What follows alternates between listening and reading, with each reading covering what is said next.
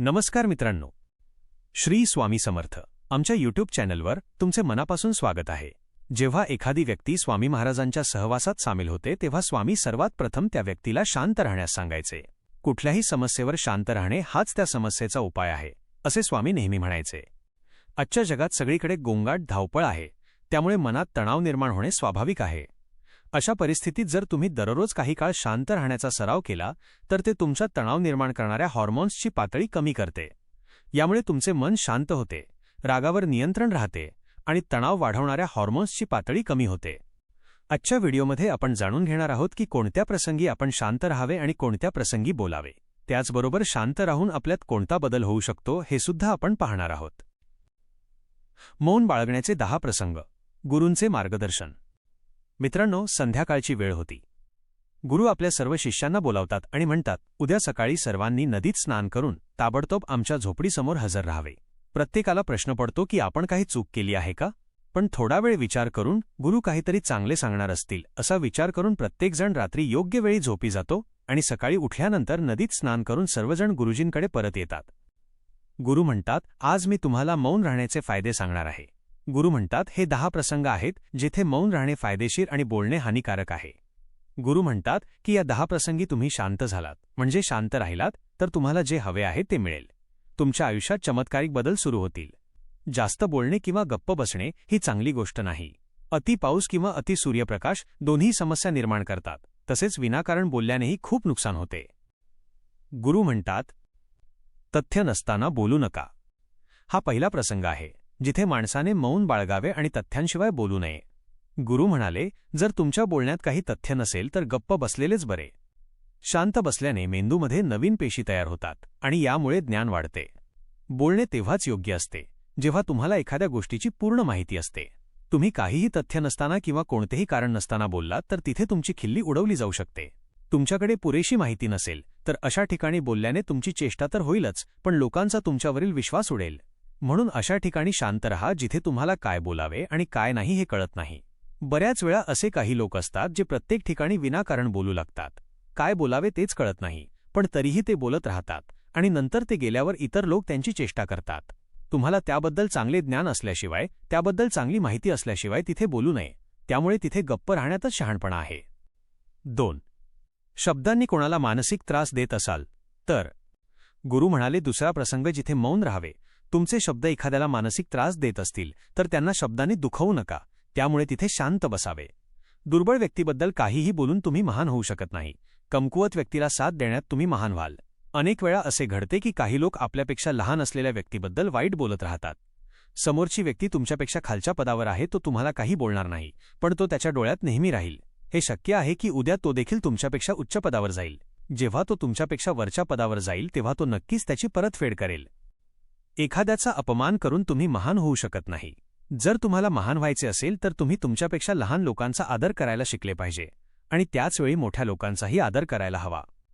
लोकांना असे वाटते की जर ते उद्धटपणे बोलले आणि समोरच्या व्यक्तीला खाली आणण्याचा प्रयत्न केला तर ते मोठे होतील, तर ही चुकीची गोष्ट आहे। तुम्ही मोठे होण्याऐवजी त्यांच्या नजरेत पडत राहाल। गुरु पुढे म्हणाले, म्हणून शिष्यांनो, जेव्हा बोलता तेव्हा आदराने बोला, जेणेकरून लोकांना तुमचे म्हणणे आवडेल। बोलताना भाऊ, ताई, काका, मित्रा इत्यादी शब्द वापरा। यामुळे तुमची प्रतिष्ठा नक्कीच वाढेल आणि तुम्ही लोकांच्या नजरेत एक समजूतदार व्यक्ती व्हाल। 3. जवळची व्यक्ती रागावल्यास किंवा अपमान करत असल्यास। गुरु पुढे म्हणाले, तिसरा प्रसंग जिथे व्यक्तीने गप्प राहणे चांगले। जेव्हा तुमच्या जवळची किंवा तुमची खास व्यक्ती तुमच्यावर रागावते किंवा तुमचा अपमान करत असते तेव्हा तुम्ही गप्प राहावे, जेणेकरून समोरच्या व्यक्तीचा फुगा पूर्णपणे फुटावा। जर तुम्ही बरोबर असाल तर त्याची अजिबात माफी मागू नका आणि गप्प रहा आणि योग्य वेळेची वाट पहा। तो स्वतः तुमची माफी मागतो जेव्हा त्याला त्याची चूक कळेल। गुरु पुढे म्हणतात की जर तुमचा एखादा नातेवाईक तुमच्यावर रागावला असेल आणि त्यावेळी तुम्ही शांत असाल तर ते आदराचे लक्षण आहे। यावेळी कोणीही लहान किंवा मोठा नाही। जर तुम्हाला राग येत असेल तर तुम्ही कोणाचाही अनादर न करता तेथून निघून जाऊ शकता किंवा गप्प रहा। राग व्यक्त केल्याने नेहमी तुमचे नाते बिघडेल। नेहमी रागावल्याने राग करणाऱ्या व्यक्तीचे नुकसान होते। गुरु पुढे सांगतात की एकदा एक साप जंगलातून पळून एका राजाच्या घरी पोहोचला। लोक त्याला पकडण्याचा खूप प्रयत्न करतात, तेव्हा तो साप खूप संतापतो आणि स्वतः घरात पडलेल्या एका तलवारीला गुंडाळण्यास सुरुवात करतो। त्यामुळे हळूहळू त्याचे संपूर्ण शरीर कापले जाते।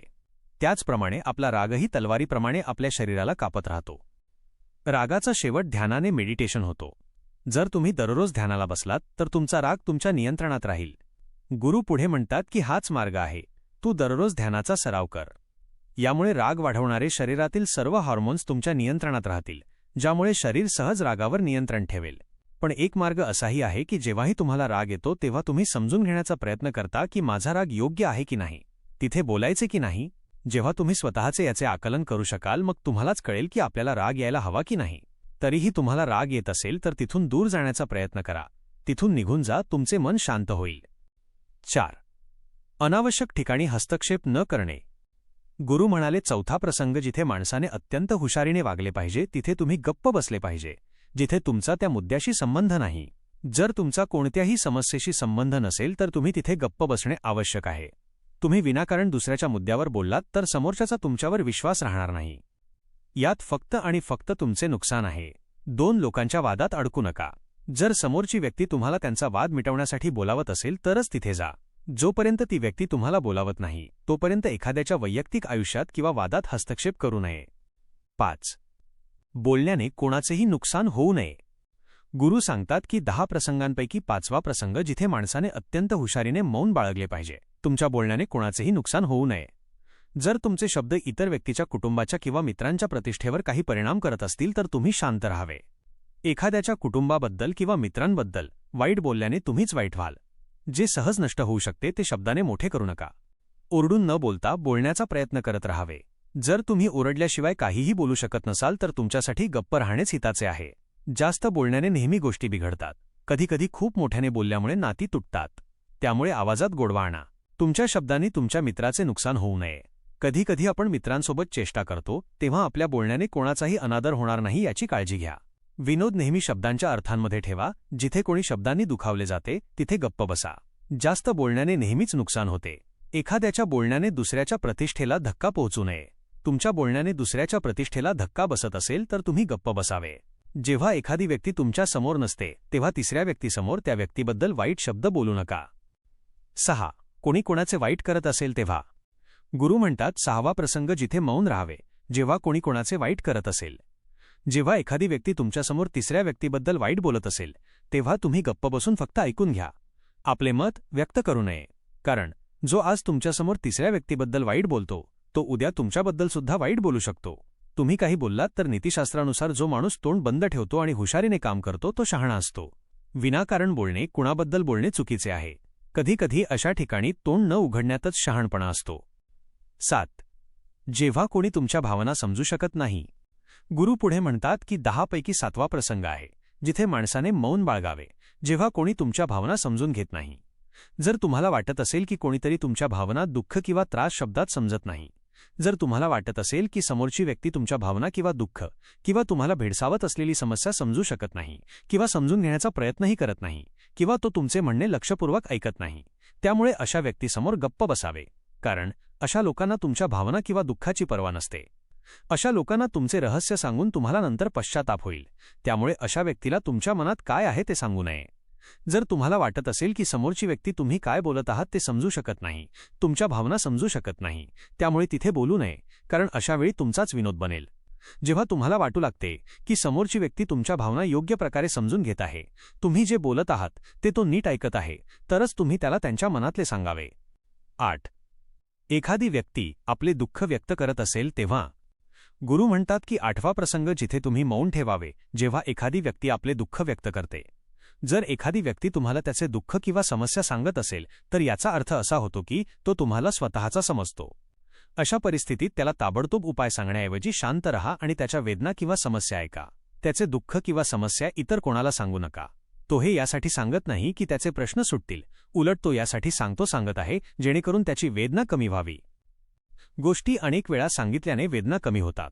तो कदाचित तुम्हाला त्याचे दुःख सांगत असेल कारण त्याला वाटते की तुम्ही त्याचा मुद्दा समजून घेत आहात.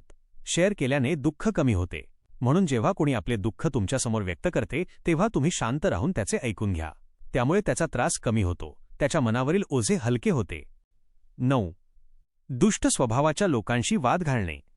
गुरु पुढे म्हणतात की 10 पैकी 9वा प्रसंग, जिथे तुम्ही शांत राहावे. जिथे दुष्ट स्वभावाचे लोक राहतात आणि शिव्या देत असतात त्यामुळे तिकडे जाऊ नका.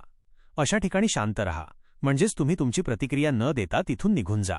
कारण ज्यांची जीभ वाईट असते ते दुष्ट स्वभावाचे असतात. अशावेळी तुम्ही त्यांना समजू शकत नाही.